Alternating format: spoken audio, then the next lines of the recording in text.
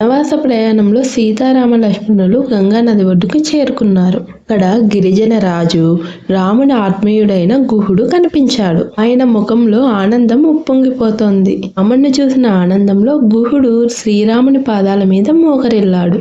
మీరు నివసించే ప్రదేశం స్వర్గం. అది అడవా పట్నమా అని నాకు తేడా లేదు అని చెప్పాడు. గుహుడు అడవిలో దొరికి మధురమైన పండ్లను జలాన్ని సీతారాములకి ఇచ్చాడు. తర్వాత గంగా నదిని దాటడానికి నావ సిద్ధం చేశాడు గుహుడు. గుహుడి మనసులో భక్తి భయం కలిగింది. మీ పాదం తగిలిన వెంటనే రాళ్లే తేలిపోతుంటే నావ తేలిపోతుందేమో అని అన్నాడు.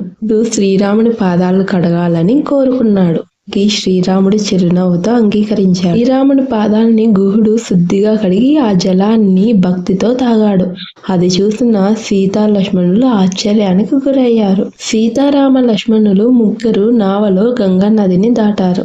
రాముడు గుహుని వైపు చూస్తే ఇలా పలికాడు, నీ ప్రేమ, నీ భక్తి భావం ఎప్పటికీ నా మనసులో నిలిచిపోయి ఉంటుంది అని. ఇప్పుడు ఎంతో బాధతో సీతారామ లక్ష్మణులకి వీడ్కోలు చెప్పాడు.